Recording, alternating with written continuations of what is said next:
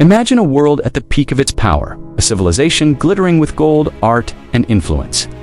This was the Egypt inherited by a boy king Amenhotep III, who ascended to the throne when he was barely a teenager, perhaps only 12 years old. At that age, most are learning the basics of life, but he was handed the reins of the most powerful empire on earth. This wasn't just any kingdom.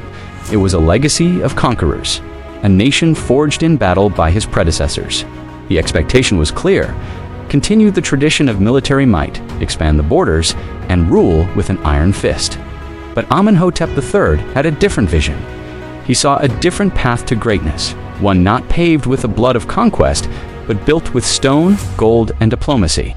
While his ancestors were warriors, Amenhotep III was a master builder and a diplomat. He understood that true power wasn't just about winning wars.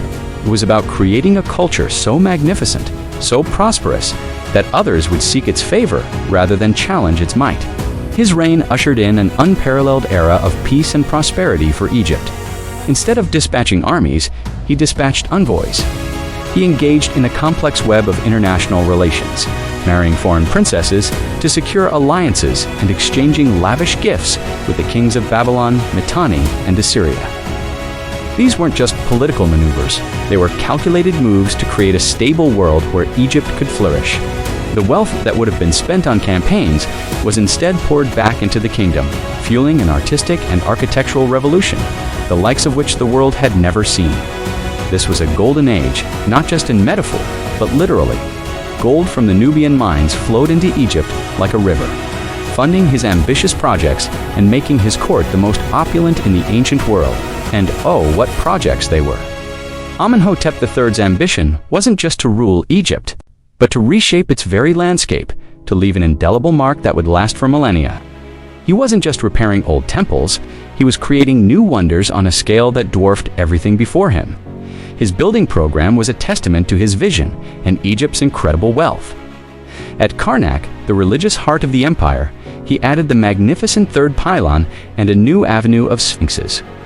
At Luxor, he constructed the stunning colonnaded court, a forest of papyrus-shaped columns that still takes your breath away today. His mortuary temple on the west bank of Thebes was said to be the largest and most lavish ever built. A temple of 1,000,000 years, though much of it has since vanished, its colossal guardians remain. You've probably seen them, even if you don't know their story. Two gigantic seated statues, each carved from a single block of quartzite sandstone, standing silently against the Theban hills. We know them today as the Colossi of Memnon. For over 3,000 years, they have watched the sun rise and set, lone sentinels of a forgotten complex. They are all that remains of Amenhotep III's vast mortuary temple. Imagine these two statues, each weighing over 700 tons, were just the entrance. They give us a hint of the sheer scale of his vision. He didn't just build for his own time, he built for eternity. He wanted every person who saw his creations to be overwhelmed by the power and glory of Egypt and its pharaoh. His name, Amenhotep, means Amen is satisfied, and he spent his life ensuring the gods were pleased with monuments worthy of their greatness. But behind the larger-than-life pharaoh, the god-king who commissioned these monumental works was a man. And at the heart of his personal story is one of the ancient world's most remarkable partnerships. In a time when royal marriages were almost exclusively for political alliance or to maintain pure royal bloodlines, Amenhotep III made a radical choice. He married a woman named Tai. She wasn't a princess from a foreign land or even from a high-ranking Egyptian noble family. She was a commoner, the daughter of a provincial official. This was unprecedented. But Amenhotep didn't just marry her. He elevated her. He made her his great royal wife, a position of immense power and influence. Her name appeared alongside his on official documents, statues, and monuments. She wasn't a silent partner hidden in the palace. She was his confidant, his advisor, and a powerful political figure in her own right. Their bond seems to have been one of genuine affection and deep respect. They were a team, ruling Egypt together. This choice tells us something profound about Amenhotep III. He valued wisdom and partnership over tradition and protocol. He saw something special in Tai, and their union helped define the stability and brilliance of his reign. The image of Amenhotep's Egypt is one of dazzling success, an empire at its zenith. But no reign, no life, is without its challenges. As Amenhotep III entered the later years of his rule, the golden facade began to show some cracks. Decades of lavish living and the burdens of kingship took a toll on his health. We know from his mummy that he suffered from severe dental problems and other ailments that must have caused him chronic pain. In ancient Egypt, the pharaoh's physical vitality was directly linked to the health of the nation itself. A weak or ailing king could be seen as a sign that the cosmic order, or mat, was out of balance. This presented a serious problem for Amenhotep. How could he project an image of eternal strength when his mortal body was failing? His answer was the said festival, an ancient royal jubilee designed to magically rejuvenate the king's power, traditionally held after 30 years of rule. It was a complex series of rituals where the pharaoh had to prove his physical fitness, reaffirming his right to rule in the eyes of the gods and his people. Amenhotep didn't just celebrate one said festival, he celebrated 3. He documented them lavishly, showing himself as a vigorous, powerful ruler, reborn and re-energized.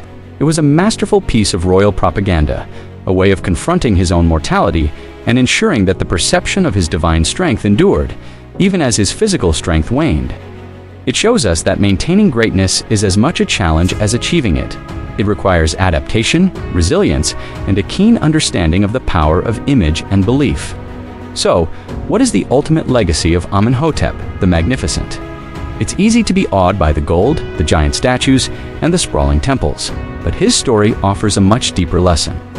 It teaches us that greatness isn't solely defined by military conquest or territorial expansion. Amenhotep III inherited a superpower, and instead of seeking more war, he chose to invest in peace, diplomacy, and culture. He demonstrated that a leader's most enduring legacy is not what they conquer, but what they build. His monuments weren't just acts of ego, they were investments in his nation's identity, economy, and spirit. His partnership with Queen Tai shows that true strength often comes from collaboration and from recognizing value in unexpected places. His later life reminds us that even at the height of success, we all face challenges to our vitality and must find ways to renew our purpose. This brings us to a final thought. How can we apply the lessons of a pharaoh from 3,400 years ago to our own lives? We may not be building colossal temples, but we are all building something. We are building careers, families, relationships, and communities. We are building our own legacies. Amenhotep's story encourages us to ask, what are the monuments we are leaving behind? Are we building things that will last? Things that inspire and uplift others? In our daily interactions, do we choose diplomacy and understanding over conflict? Do we have a grand vision for our lives? And are we investing our gold, our time, energy, and resources into making that vision a reality? His reign is a powerful reminder that true impact comes from building well, leading with vision, and making choices that create lasting value, not just for ourselves, but for the generations that will follow. Thank you so much for joining me on this journey back to ancient Egypt's golden age. If you found the story of Amenhotep III as fascinating as I do, please hit that like button and subscribe for more deep dives into history's most compelling figures. Let me know in the comments what part of his story resonated with you the most. Until next time, keep building your legacy.